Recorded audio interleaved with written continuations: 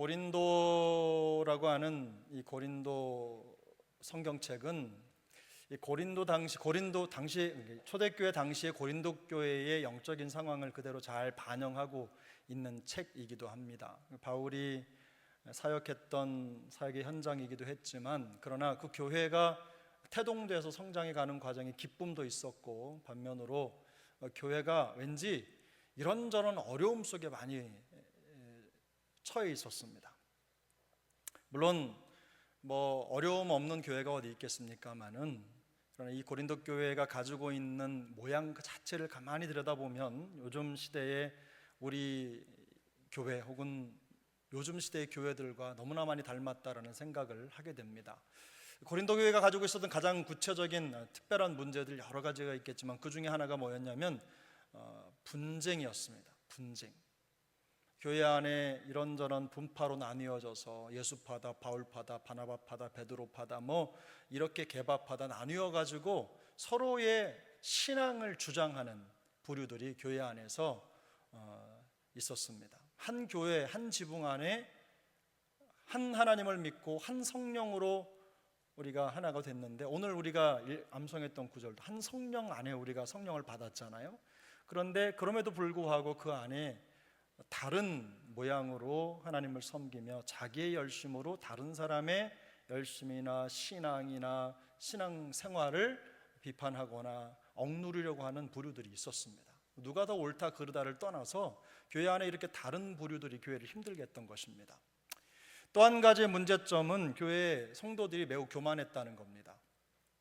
고린도 교회 그러면 은사가 많은 교회였는데, 많은 은사가 있는 반면에 준비되지 못한 성도들이 참 많이 있었습니다. 근데 그것이 이 교만이라고 하는 것을 다른 편으로 생각해 보면, 그분이 많은 것을 가졌다라는 것보다도 교회가, 성도가 매우 미성숙하다, 이렇게 정의가 되는 겁니다. 그러니까 고린도 교회의 가장 대표적인 특징은 뭐냐면, 그 교회를 구성하고 있는 성도님들이 매우 미성숙했다.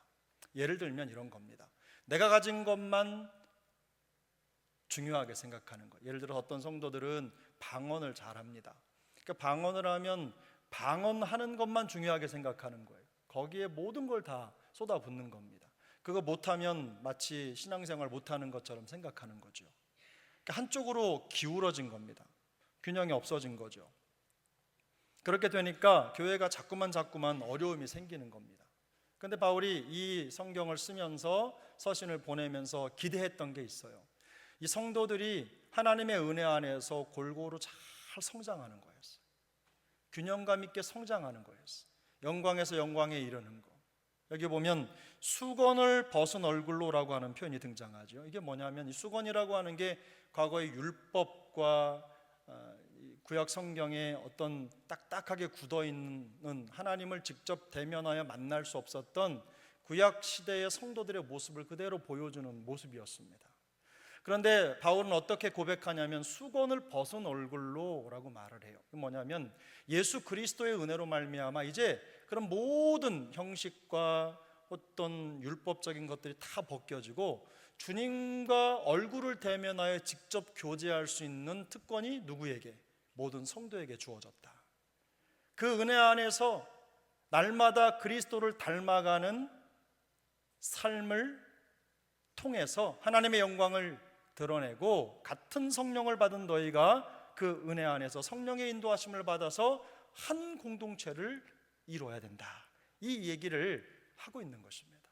근데 그 일이 단지 우리의 노력으로만 되는 게 아니라 성령께서 반드시 도와주셔야 된다. 우리 안에 성령의 역사, 그 성령의 역사가 주인이 되도록 할 때 우리가 하나가 된다. 차등은 있다. 먼저 조금 성장한 사람이 있고 덜 성장한 사람이 있다. 그런데 여기 보면 그와 같은 형상으로 변화하여 그랬어요. 이게 무슨 말이냐면요, 점진적으로 성장하는 과정을 그렇게 그려놓은 겁니다. 한 번에 다 되는 게 아니에요. 누구나 다 성장 과정에 있고 자라간다는 거예요. 제가 늘상 말씀드리지만 그리스도 안에서 우리가 서로를 볼 때 항상 그렇죠. 부족한 부분이 보이면 그분이 어떤 상태에 있다고 했죠? 혹시 기억하십니까? 네? 공사 중이라고. 기억나셨어요 이제? 공사 중이라고. 그래서 공사할 때야 뭐 비계도 쳐놓고 뭐 땅 파놓고 뭐 지저분하잖아요. 정리가 안 돼 있잖아요. 그런데 다 완성되고 나면 어때요? 그럴듯하죠. 그런 것처럼 어떤 성도를 볼 때 너희의 가진 눈이 그거라는 거예요. 다 공사 중이라는 걸 인지하고 그 과정 속에서 하나님의 영광을 드러내기 위해서 자라가는 과정이라는 걸 기억해라. 사람의 능력으로 되는 게 아니라 성령께서 우리 안에 역사하셔서 우리를 그렇게 빚어가실 것이다. 이런 비전을 가지고 교회의 하나됨을 지키라는 것입니다. 그 변화가 인간의 노력만으로 이루어지는 것이 아니라 성령의 능력과 인도하심을 의지할 때 가능해진다. 그러므로 성령 안에서 하나를 이뤄라, 이 얘기를 하고 있는 겁니다. 그래서 이 고린도전서 전체 성경을 통해서 바울은 이 교회의 성숙함에 집중하고 있는 겁니다. 근데 이 성숙함이라고 하는 것을 표현할 때 여러 가지 방법이 있겠지만 오늘 제가 여러분들에게 우리 성도님들과 나누는 주제로 드리는 말씀은 뭐냐면 영성이라는 말이에요. 이제 제가 성도의 질문에 성경이 답하다라는 그 시리즈를 사랑방 하기 전에 30번까지 했습니다. 30주를 했는데 이제 오늘부터 또 7, 8월에 31강부터 진행하도록 하겠습니다. 그래서 영성이란 무엇인가, 그 흐름이 있는데 바로 그 영성이 우리의 성숙함을 드러내 보여주는 아주 단편적인 예입니다. 이 영성이라는 말이 성경에 아무리 찾아도 나오지 않습니다. 그러나 이 영성이라는 말과 제일 가까운 말이 어떤 말이냐면 영적으로 요 말이에요. 그래서 우리가 영성이라고 하는 건 결국은 우리의 현실적인 일상과 또 우리의 신앙생활을 다 포괄하는 것이지만 하나님과의 관계 속에서 정의되는 성도의 형태, 모양, 특성이라고 생각하시면 틀리지 않습니다. 그 영성이란 기본적인 의미가 있습니다. 1번인데요, 하나님의 영에 의해 생성되고 자라나는 삶의 질을 의미하는 겁니다. 이 영성은요, 처음에는 겉으로 드러나지 않습니다. 왜냐하면 내면의 속성이기 때문에 그래요. 그런데 이 영성이 깊어지면 내면의 이 깊은 속성이 어떻게 밖으로 드러나게 되는 겁니다. 그래서 하나님의 영에 의해 생성이 되고 자라나는 삶의 질을 의미하는 거예요. 그리고 성도들이 자신의 삶 속에서 하나님의 임재와 능력을 경험하는 것이 바로 영성입니다. 어떤 사람은 신앙생활을 같이 해도 어떤 사람은 더 많이 하나님의 임재를 경험하고 어떤 사람은 느끼지 못하는 것도 바로 이 영성의 차이 때문에 그런 거죠. 진정한 영성은 단순한 종교 생활이 아니라 성령의 통치 아래 사는 삶이다. 내 마음대로 편안하게 내 생각대로 사는 것 같아도 그 중심에는 어떻게 해요? 성령의 통치를 받는 마음의 영혼의 태도가 있다는 겁니다. 항상 묻고 성령의 인도에 민감하게 반응을 하는 거죠. 네 번째로, 뭐의 열매일 것 같습니까? 예? 성령의 열매. 그렇습니다. 성령의 열매. 그 다음에 무슨 성숙일 것 같아요? 영적 성숙. 그리고 거룩함의 성장으로 드러난다. 영성이 처음에 가진 그대로 있는 게 아니라 시간이 갈수록 이게 더 구체적으로 구체화되고 성장해서 드러나게 되는 거예요. 어떤 면에서는요, 영성이라고 하는 것은요, 빙산으로 생각해 보면 물속에 담겨 있는 빙산의 나머지 부분과 똑같습니다. 그 겉으로 드러나고 있는 부분은 5%, 뭐 3%, 10%밖에 안 되는 거죠. 거대한 그 내면의 능력이, 힘이 그 삶을 받치고 있는 거예요. 그래서 웬만하면 흔들리지 않습니다. 견고해지는 거죠. 그 영성이 깊은지 아닌지는 그런 흔들림, 그 외부의 환경에 따라서 이렇게 저렇게 흔들리느냐 그렇지 않느냐를 보면 되는 거예요. 그래서 이 영성의 깊이는 그렇게 판단을 하는 것입니다. 보이지 않는 부분이 훨씬 더 많습니다. 근데 이 영성의 기초가 있습니다. 기초는 1번 같이 읽어보실까요? 시작. 하나님과 분리된 인간의 본성은 뭐예요? 영적으로 결핍이 되어 있어요. 기본적으로 성도는 하나님과 분리돼서는 자기의 정체성을 알 수 없는 존재입니다. 그래서 우리는 그걸 알아야 돼요. 우리는 근본적으로 하나님과 분리된 상태에 있었다. 근데 누구 때문에? 그리스도 때문에 하나님과 연결된 상태로 된 겁니다. 그래서 그리스도를 인지하고 내 마음속에 깨닫지 못하면 늘 영적 결핍을 벗어날 수 없는 거예요. 그리고 성도는 이번에 성령을 통해 영적으로 세워지는 거예요. 그러니까 우리가 내가 영적으로 돼야 되겠다 이런 마음가짐으로 마음의 결단으로 되는 게 아니라 우리 안에 역사하시는 성령을 따라 그 영성의 어떤 기반이, 기초가, 과정이 준비되고 진행되는 것입니다. 그래서 예수님 로마서 8장 11절은 이렇게 말씀하지요. 예수를 죽은 자 가운데 살리신 이의 영이 너희 안에 거하시면, 너희 안에 거하시면, 그리스도 예수를 죽은 자 가운데서 살리신 이가 너희 안에 거하시는 그 영으로 말미암아 너희 죽을 몸도 살리시리라. 그래서 저는 영성을 표현할 때 이렇게 생각합니다. 우리는 다 성령을 받지 않았습니까? 여러분 성령 받으셨습니까? 성령 받으셨습니까? 나는 아직도 성령이 안 오신 것 같다. 손 들어 보십시오. 그런 분들 없으시죠? 우리는 다 출발점이 같아요. 다 똑같이 성령을 받은 겁니다. 그런데 이 영성이라고 하는 것은요, 우리 안에 담겨진 그 성령의 역사를 어떻게 바깥으로 드러내 보여주는 건데, 예를 들면 거울을 닦는 작업하고 똑같은 거예요. 거울이 혼탁하고 지저분하면 얼굴도 비춰지지 않고 잘 보이지 않는 거하고 똑같이 우리 안에 계신 성령도 그 닦는 작업을 통해서 우리를 깨끗하게 닦아내지 않으면 드러나지 않는 겁니다. 그러니까 영성의 차이는 바로 그런 차이인 겁니다. 말씀을 보고 기도를 하고 우리가 열심히 예배도 드리고 마음을 쏟는 과정을 통해서 우리가 어떤 결과를 얻느냐, 결국 우리의 마음의 거울을 닦아내는 거예요. 우리의 마음의 죄를 닦아내는 것이고 생각의 불순물들을 제거해내면서 성령의, 우리 안에 거하시는 성령의 영향력을 받아내는 정도, 바로 그것이 다시 말하면 영성입니다. 세 번째로, 믿음은 영적인 삶의 필수적인 것이죠. 믿음이 없으면 하나님을 기쁘시게 할 수 없습니다. 아무리 많은 것들을 하고 노력해도 믿음이 없이는 기쁘시게 할 수 없어요. 그래서 여러분 섬김, 봉사, 충성, 이 모든 것들을 하실 때 그저 열심으로 하지 마시고 하나님께 믿음을 구하십시오. 믿음으로 하셔야 하나님의 기쁨이 되는 겁니다. 네 번째, 하나님을 찾는 마음이 영성의 기초입니다. 하나님을 찾는 마음. 사랑하는 세중앙 우리 식구 여러분, 영가족 여러분 교회 왜 오셨습니까? 여러분 교회 왜 오셨습니까?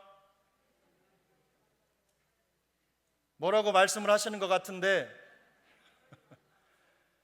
하나님을 찾아오신 거죠. 물론 하나님을 이곳에서만 찾을 수 있는 것은 아니지만 함께 모여서 우리가 다 같은 마음, 모양도 다르고 옷 차림새도 다르고 다 다르지만 딱 한 가지 우리가 공통점을 찾으라고 한다면 우리 모두는 다 하나님을 찾아요. 근데 여기에 보면 뭐라고 나와요? 하나님을 찾는 마음이 영성의 기초다. 그러니까 우리는 기본적으로 영성이 있는 거예요. 시편 27편 8절은 이렇게 말씀합니다. 너희는 내 얼굴을 찾으라 하실 때에 내가 마음으로 주께 말하되 여호와여 내가 주의 얼굴을 찾으리이다. 여러분 이 찾으리이다가요 이런 거예요. 얼마나 갈급하게 하나님을 찾는지, 내가 찾고자 하는 그것을 찾을 때까지 그 시선의 초점을 놓치지 않는다는 의미가 이 찾는다는 말 안에 담겨 있어요. 그런 간절함으로 포기하지 않는 겁니다. 그리고 이건 자동적으로 되는 게 아니에요. 이 말 자체가요, 내가 마음속에 의지를 가지고 이렇게 해야지만 찾을 수 있는 그 행동을 지시하는 게 이 찾는다는 단어예요. 그러니까 성경에서 하나님을 찾는다, 주님을 찾는다 이런 표현이 나오면 100% 뭐예요? 거기에 내 의지가 들어가는 거예요. 가만히 있는데 만나지질 않는 거예요. 찾는 자에게 찾아지는 거예요. 주를 간절히 찾는 자가 주님을 만난다고 하지 않았습니까? 그런 것처럼 바로 그런 거예요. 시인의 마음의 열정은 그거예요. 하나님을 찾는, 포기하지 않는 것, 단념하지 않는 것, 찾을 때까지 계속해서 끝까지 시선을 흐리지 않는 것. 제가 어렸을 때 바닷가에 동전을 주스러 나간 적이 있어요. 태풍이 불고 나서 바닷가 모래를 한번 뒤집어 놓으면요, 여름철에 놀러 오셨던 분들이 호주머니에 담았던 동전들이 바닷가에 그냥 깔려 있었어요. 그런데 그것도 찾는 사람이 찾더라고요. 저희 형님하고 저하고 둘이 나가면 우리 형님은 똑같은 거리를 왔다 갔다 해도 호주머니 이만큼 동전을 줬는데 저는 몇 개밖에 못 주세요. 뭐냐면요, 저는 맨날 형이 어떻게 준 나를 쳐다보는 거예요. 바닥을 쳐다봐야 되는데, 동전을 찾아야 되는데 형만 보고 있는 거예요. 그러니 그게 보여요? 아니, 찾는 건 그런 거예요. 하나님 앞에 마음을 쏟아 하나님을 찾는다는 건 하나님께 시선을 두고 떼지 않는 거예요. 바로 그것이 여기에 찾는다라는 말의 의미입니다. 그게 바로 영성의 가장 중요한 기초가 되는 것입니다. 자, 그러면 영성의 본질이 있습니다. 영성의 본질이 세 가지인데, 첫 번째는 성령의 인도하심에 순복하는 삶이에요. 로마서 8장 12절 13절 맨 끝에 보면 여러분 보세요. 영으로서 몸의 행실을 죽이면 살리니 그랬죠. 무슨 다른 말이 아닙니다. 우리가 죄와 싸울 때, 가장 영적인 사람이라는 건 뭐냐면, 죄와 싸울 때 내 힘으로 싸우지 않고 내 안에 역사하시는 성령님의 힘을 의지해서 싸우는 거예요. 이게 바로 영으로서 몸의 행실을 죽이면이라는 말의 의미입니다. 전쟁과, 왜 그래요? 로마서 8장이 가지고 있는 특징이 무엇입니까? 여러분, 우리는 구원받은 하나님의 백성들이고, 그러나 그럼에도 불구하고 끊임없이 죄의 유혹과 공격을 받잖아요. 구원받은 하나님의 백성으로서의 삶을 영위하고 누리기 위해서 우리가 싸워야 될 게 뭡니까? 결국에는 다른 대상, 우리의 대상은 혈과 육이 아니라 보이지 않는 것들, 악의 영들의 하늘에 속한 것들, 이런 것들과 싸우는 영적 전쟁인 겁니다. 죄와 싸우는 것입니다. 유혹과 싸우는 거예요. 그러면서 우리가 하나님께서 우리에게 허락하신 구원의 기쁨과 감격을 누리게 되는 것이죠. 그래서 여기 보면 영으로서 몸의 행실을 죽이면 살리네. 아무것도 하지 말라는 말이 아닙니다. 영으로 죄와 싸워라. 성령을 힘입어서 그런 것들을 대적해라, 이런 말입니다. 성령의 인도하심에 순복하는 삶. 매 순간 내 생각과 성령의 생각이 내 안에서 전쟁을 치룰 때 결국 우리가 누구의 승기를 들어줄 것이냐, 이게 바로 영성 훈련의 가장 중요한 포인트입니다. 두 번째, 성령을 통해 그리스도의 뭘까요? 형상으로 빚어지는 삶이다.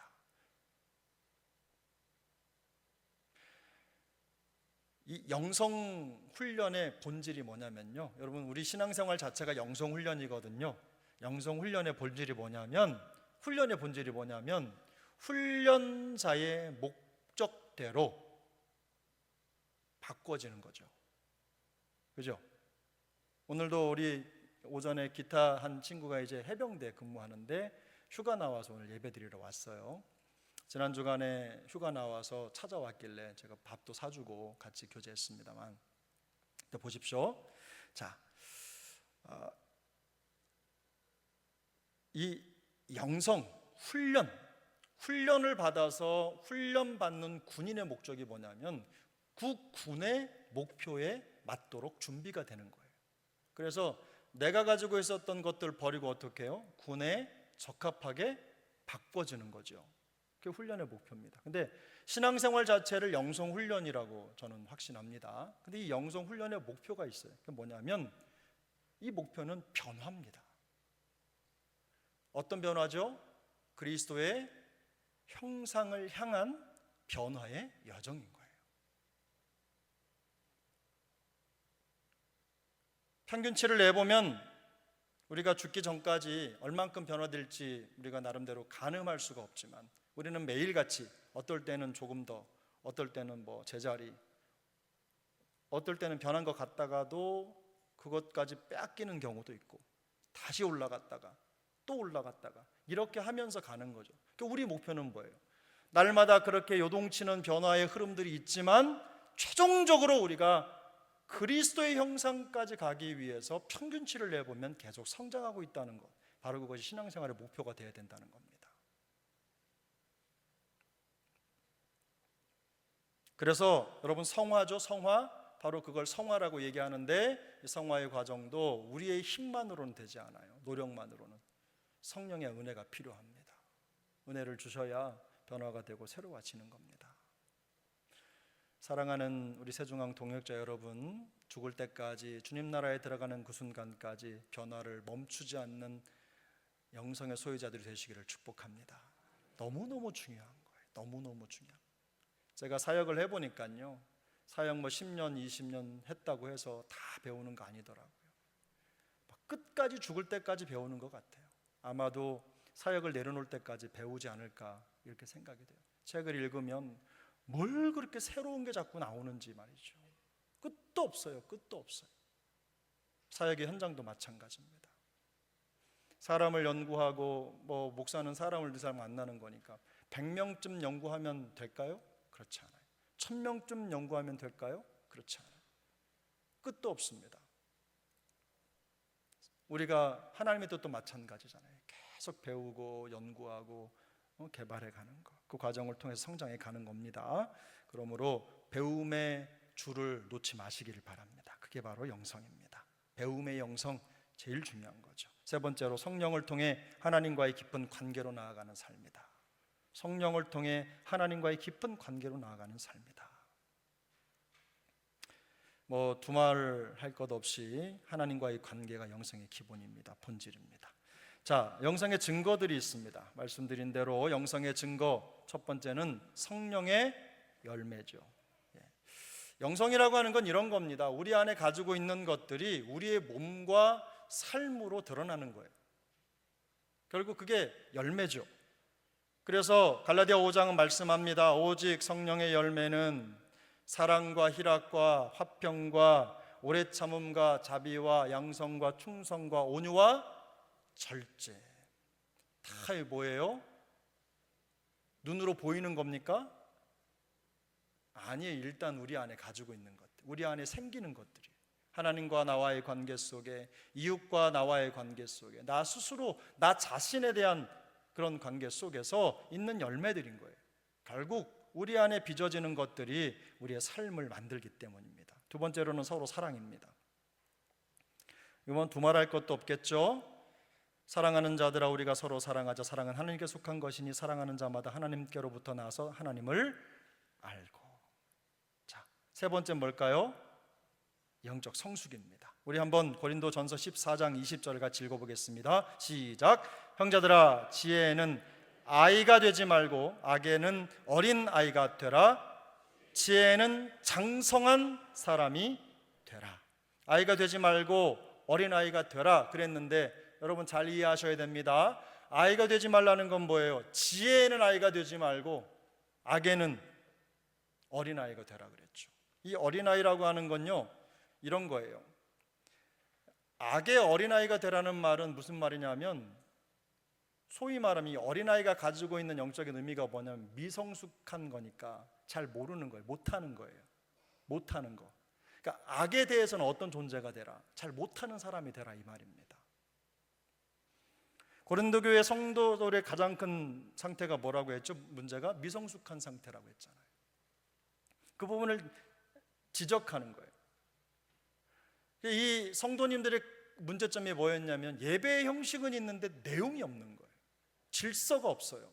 막 성찬 빵이나 이런 거 준비해가지고 막 예배 드리기 전에 먹고 마셔가지고 다 취하고, 이런 일들이 교회에서 일어나는 거예요. 우리가 생각하면 상상도 할 수 없는 일이 그때 교회에서 일어나는 거예요. 그리고 자기들끼리만 먹어요. 그것도 또 문제는 처음 온 사람, 연약한 사람에겐 주지도 않고.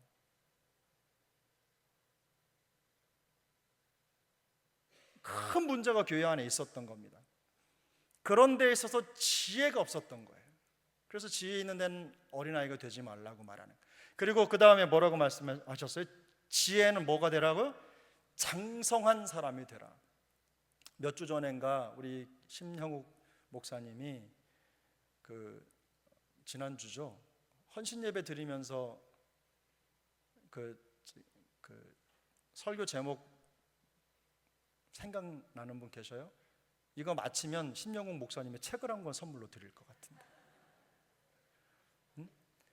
헌신예배 설교 제목이 뭐였냐면요, 온전함이었어요. 온전함. 이 온전함이 뭐냐면 바로 여기 이 장성한이라는 말하고 똑같은 말이에요. 텔레이오스, 성숙한, 완전한, 성장한, 어떤 목표에 도달해서 더 이상 올라가지 않아도 되는 그런. 이게 무슨 말이냐면 나이 든 성도 이런 얘기를 하는 게 아니에요. 영적으로, 지적으로, 도덕적으로 성숙함을 강조하는 말이 바로 이 장성한 사람이라는 말의 의미입니다. 그런 성도가 되라는 거예요. 균형 잡힌 성도가 되라는 거죠. 그게 바로 성숙한 모습이라는 겁니다.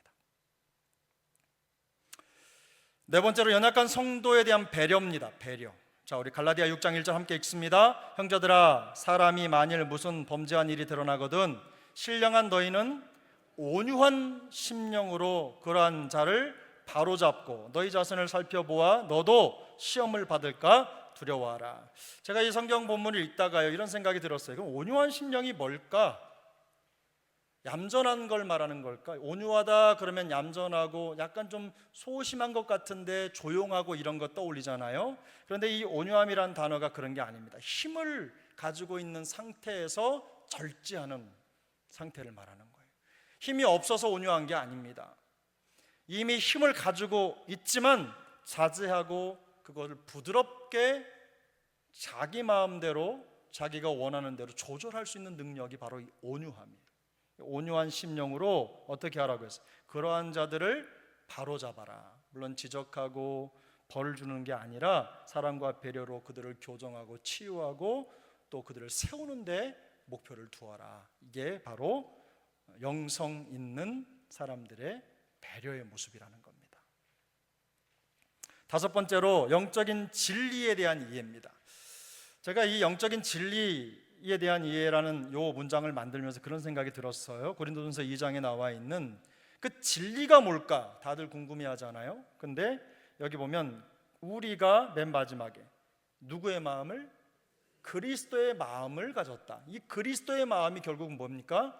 진리입니다. 자, 그러면 그리스도의 마음이 진리라고 하는 거, 이 진리가 예수님의 마음은 어떤 마음이에요? 죄인들을 사랑하시고 그들을 품으시고, 물론 죄를 엄히 다스리시되 그들을 사랑으로 품어 인도해 가시는 그런 마음, 법보다 뭐예요? 은혜가 지배하는 삶. 이게 바로 그리스도의 마음이다. 이 얘기를 하고 있는 겁니다. 영적인 진리 이해가 바로 그거예요. 그걸 이해하라는 거예요. 주님의 마음을 이해하라는 거예요. 여섯 번째는 거룩함입니다. 거룩함. 우리 디도서 2장 12절 말씀을 다 같이 읽겠습니다. 우리를 양육하시되 경건하지 않은 것과 이 세상 정욕을 다 버리고 신중함과 의로움과 경건함으로 이 세상에 살고. 이 거룩함이라고 하는 것의 특징을 이 바울이 세 가지 단어로 얘기를 했어요. 신중함, 의로움, 경건함. 신중함은 뭡니까? 이 신중함이라고 하는 게요, 이런 거예요. 균형의 의미가 담겨 있어요. 균형. 믿음이 우리 안에서 역사할 때 그게 절제와 분별로 나타난다, 이런 뜻이 있는 말이 이 신중함이라는 말인데, 그래서 극단적인 어떤 성향이나 상황에 치우치지 않고 항상 뭐예요? 하나님의 진리를 기준으로 균형을 잃지 않는, 이게 바로 신중함입니다. 잘 살펴보는 거죠. 지금 이 상황이 하나님의 말씀의 기준에 대했을 때 어느 쪽인지를 분별하는 것, 이게 바로 신중함의 의미입니다. 조화, 균형, 이걸 의미하는 말이 신중함이라는 말의 진짜 의미예요. 그럼 의로움은 뭡니까?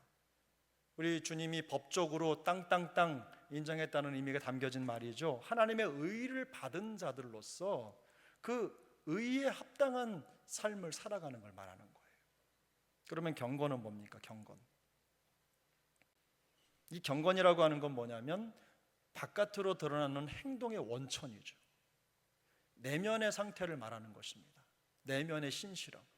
그래서 이 경건함은요, 내면에 가지고 있으면 그것으로 끝나는 게 아니라 반드시 외적인 행동으로 나타납니다.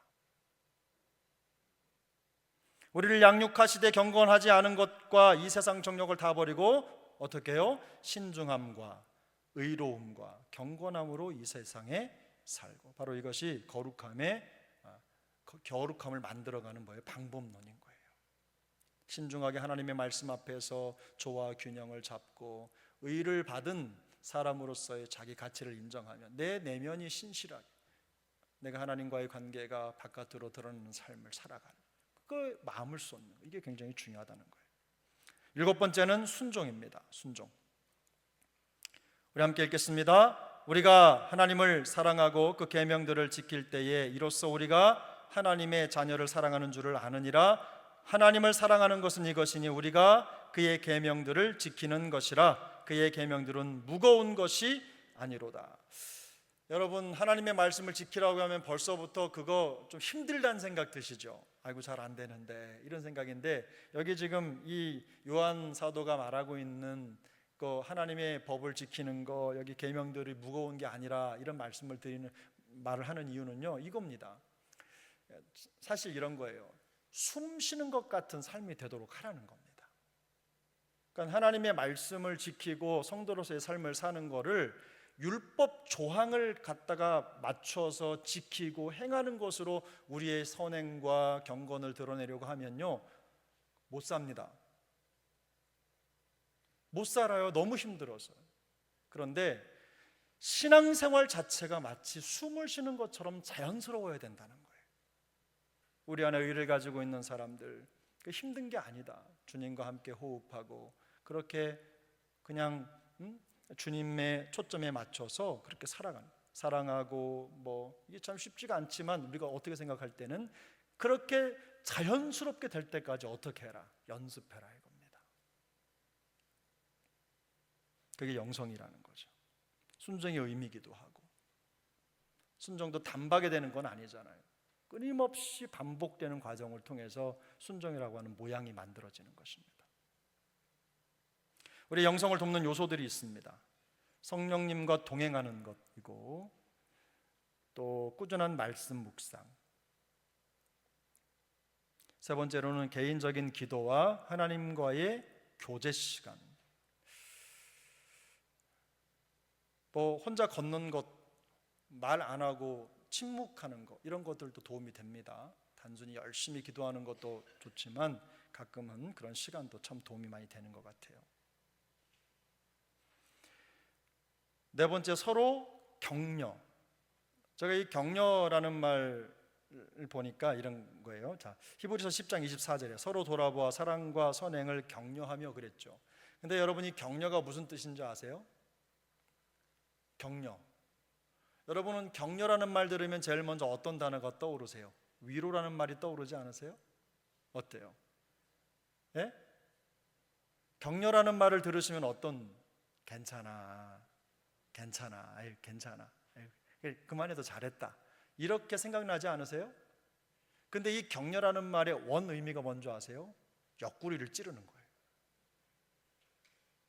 찔러가지고 여기 보면 사랑과 선행을 하도록 그 반응을 어떻게 해라, 이끌어내라, 이런 뜻입니다. 저도 찾아보고 놀랐어요. 과연 이게 무슨 의미일까 하고 제가 사전을 막 찾아보니까 그런 의미가 담겨 있어요. 이 돌아보아라는 말이 뭔지 아세요? 그러니까 결정적으로 어느 지점에 이를 때까지 거기에 집중하라는 뜻이거든요. 그래서 큰 것, 작은 것 세심하게 잘 살펴서 이것저것 따져보고 방법을 찾으라, 이 말입니다. 그러니까 여러분, 교회 오시면은 이런 생각이 들어요. 교회 가면 바깥에서도 힘들고 어려운데 교회 가면 맨날 이거 해라 저거 해라 막 해서 너무 힘들다, 이런 생각이 드실 수도 있어서 그냥 그만하면 됐습니다, 충분합니다, 잘합니다, 뭐 이런 말로 위로 받고 싶으시죠. 다 그렇죠. 그런데요, 말씀드렸잖아요. 그 진짜 격려는 그게 아닙니다. 끊임없이 우리가 정말 은혜 안에서 신앙생활에 격려받는 방법이 뭔지 아세요?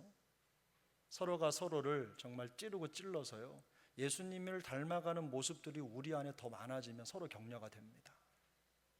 우리가 신앙생활하면서 바라는 게 뭐가 있어요?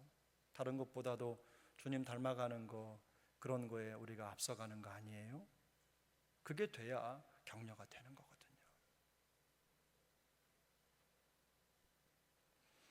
5번째입니다. 시험과 시련입니다. 시험과 시련. 우리 야고보서 1장입니다. 내 형제들아, 너희가 여러 가지 시험을 만나거든 온전히 기쁘게 여기라. 이는 너희 믿음의 시련이 인내를 만들어내는 줄을 너희가 알미라. 인내를 온전히 이루라. 이는 너희로 온전하고 구비하여 조금도 부족함이 없게 하려 함이라. 이 시험과 시련, 이 시험이라고 하는 말이 그런 거죠. 여기 초기 기독교 성도들이 얼마나 힘들었습니까? 박해 상황과 어려운 가난과 사회적 압박이 있어서 정말 어려웠겠죠. 그런데 특별히 여기서 말하는 이 시험이라고 하는 건 뭐냐면요, 믿음을 가지고 있음으로 인해서 당하는 그런 믿음의 시험 상황을 말하는 겁니다. 지금도 우리가 이런 일을 겪을 수 있잖아요. 믿음이 위태롭게 위기를 경험하기도 하고, 아이고 지금 내가 신앙생활 잘하고 있나, 이런 갸우뚱하는 생각이 들기도 하고, 잘 되는 것 같았는데 삐끗하기도 하고, 그런 삶이 있잖아요. 그런 과정을 통해서 우리가 시험을 경험하잖아요. 그런데 여기 이 시험을 당하거든 온전히 기쁘게 여기라, 이 말을 다른 말로 바꿔보면 이런 거예요. 너희에게 있는 그 모든 일들이 하나님의 섭리 안에 있음을 인정해라, 이런 뜻입니다. 하나님이 그 과정을 통해서 우리를 빚어가시기 때문이에요.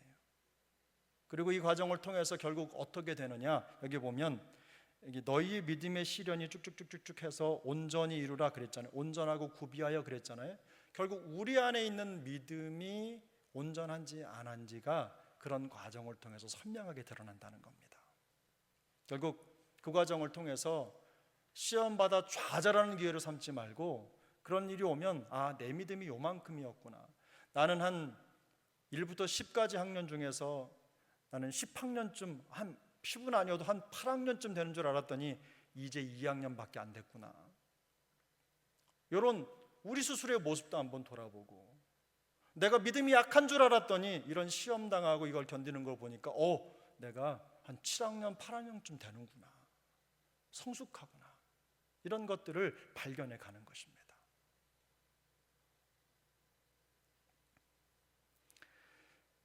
성경에는요, 영성의 어떤 능력을 나타냈던 인물들이 등장합니다. 첫 번째는 누굽니까? 두 번째는요? 여러분 어떻게 아세요? 제가 가르쳐 드리지도 않았는데. 세 번째는 에녹, 노아, 모세. 네 번째는요? 다윗. 다섯 번째는요? 스데반. 여섯 번째는요? 바나바. 오늘 성경에도 나왔죠. 착한 사람이요, 성령과 믿음이 충만한 사람이에요. 우리 한 번 더 영성의 이 6명 한번 같이 이름을 불러보겠습니다. 에녹, 노아, 모세, 다윗, 스데반, 바나바. 이 사람들의 특징들이 있죠. 에녹 하나님과 동행한 사람이었죠. 노아 보이지 않아도 하나님 앞에 순종한 사람이었죠. 모세 하나님 앞에서 그 마음속에 이런저런 어려움이 있지만, 불평도 있고 어려움도 있었지만 그 어려운 일을 감당해낸 순종의 종이죠. 다윗 하나님의 마음에 합한 자라는 평가를 받았죠. 스데반 죽으면서까지도 복음 앞에 순종하며 예수 그리스도의 사람이라는 평을 받았던 사람이에요. 예수님과 똑같은 마음과 생각으로 세상 사람들을 보는 그런 마음을 가졌던 사람이죠. 바나바, 세상 사람들은 보지 못하는 것을 보고 세상 사람들은 품지 못하는 사람을 품을 수 있을 만한 깊은 속이 있었던 사람 아닙니까? 바로 그런 사람들이 우리에게 영성의 예로 주어졌습니다. 그러므로 진정한 영성은 여러분 성령을 통해 가능해지고 유지되는 하나님과의 역동적인 관계입니다. 두 번째, 성품의 변화, 영적인 열매, 그리고 거룩함으로 나타나지요. 세 번째, 하나님과의 더 깊은 친밀함과 성장으로 나아갑니다. 마지막 네 번째로, 하나님의 선물이자 성도가 끊임없이 추구해야 할 신앙생활의 뭘까요? 목표다. 목표. 오늘 댁에 가셔서 이 내용을 한번 읽어보시면서 우리 개인의 영성을 한번 돌아보시고, 또 오늘 제가 말씀을 다 못 드렸지만 이 영성이라고 하는 게 개인 영성도 있지만 공동체 영성이 또 있어요. 그 공동체의 성숙함이 영성으로 나타나는 겁니다. 개인의 영성이 굉장히 중요하겠죠. 그래서 우리 교회 공동체의 영성, 가정 공동체의 영성, 개인의 영성을 한번 쭉 돌아보시면서 하나님 앞에 더 빚어진 모습으로, 또 영성 있는 성도로 주님 오시는 그날까지 우리 더욱더 자라가는 우리 세종강 식구들 다 되시기를 예수님의 이름으로 축복합니다.